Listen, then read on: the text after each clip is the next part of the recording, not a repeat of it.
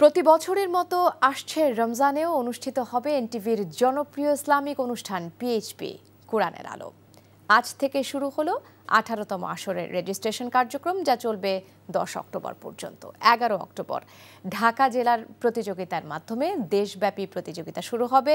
প্রথম, দ্বিতীয় এবং তৃতীয় স্থান অর্জনকারীদের জন্য যথাক্রমে 4, 3 এবং 2 লক্ষ টাকার পুরস্কার ছাড়াও ওমরা করার সুযোগ সহ বিভিন্ন ক্যাটাগরিতে 25 লক্ষ টাকার পুরস্কার রয়েছে। আয়োজকদের প্রত্যাশা, এবারের আসরও হয়ে উঠবে সুমধুর কুরআন তেলাওয়াতের এক অপূর্ব মঞ্চ। জুবায়ের প্রধানের রিপোর্ট।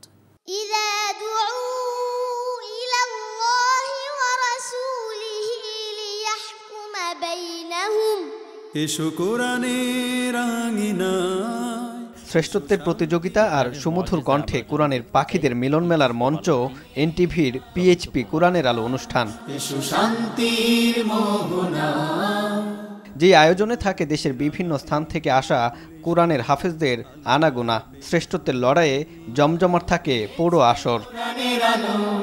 কোরআনের আলো ফাউন্ডেশনের স্বপ্নদ্রষ্টা মাওলানা আবু ইউসুফ রহমতুল্লাহ আলাইয়ের ছেলে হাফেজ আবদুল্লাহ আল জাইদের তিলাওয়াতের মাধ্যমে আনুষ্ঠানিক যাত্রা শুরু হয় 18তম আয়োজনের। অনুষ্ঠানে পিএইচপির চেয়ারম্যান বলেন, এনটিভির মাধ্যমেই কোরআনের আলো ছড়িয়ে পড়েছে সারা বিশ্বে। আজকে তো আরো 30টা টেলিভিশন চ্যানেল কোরআনের আলো করতেছে, কিন্তু প্রথম যে এনটিভি করছে, আমরা আল্লাহর কাছে করুণা চাই, আল্লাহর কাছে দোয়া করি, আমরা এই এনটিভির শান শকত যেন আল্লাহ চিরদিন জাগ্রত। আমাদের যখন কিচ্ছু ছিল না, তখন আমাদেরকে সাহায্য করছে এনটিভি। এনটিভির ব্যবস্থাপনা পরিচালক আশফাক উদ্দিন আহমেদ বলেন, পিএইচপি কোরআনের আলো বাংলাদেশের অন্যতম জনপ্রিয় ইসলামিক অনুষ্ঠান।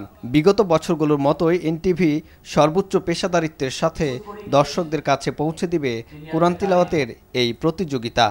যেহেতু এই প্রোগ্রামটি সর্বাধিক জনপ্রিয় এবং এই প্রোগ্রামের মাধ্যমে আমাদের যুব সমাজ, বিশেষ করে আমাদের এই জেনজি যারা আজকে জুলাই বিপ্লবকে সফল করেছেন, এই জেনজির মাঝেও কিন্তু কোরআনের যে চর্চা, কোরআন শোনা, এটা কিন্তু ছড়িয়ে গিয়েছে। আলহামদুলিল্লাহ, আমরা চাই এটি বেস্ট প্রোগ্রাম হবে। 22 সেপ্টেম্বর থেকে 10 অক্টোবর পর্যন্ত চলবে রেজিস্ট্রেশন কার্যক্রম। 11 অক্টোবর থেকে ঢাকা জেলার অডিশন শুরু হবে বলে জানিয়েছে কোরআনের আলো ফাউন্ডেশন কর্তৃপক্ষ। পিএইচপি কোরআনের আলো এই 2026 সালের এই প্রোগ্রামটা যেন আগের চেয়ে আরো আমরা সুন্দর করতে পারি, আপনাদের কাছে দোয়া চাই।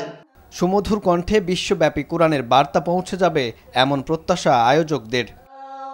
জুবায়ের প্রধান, এনটিভি নিউজ, ঢাকা।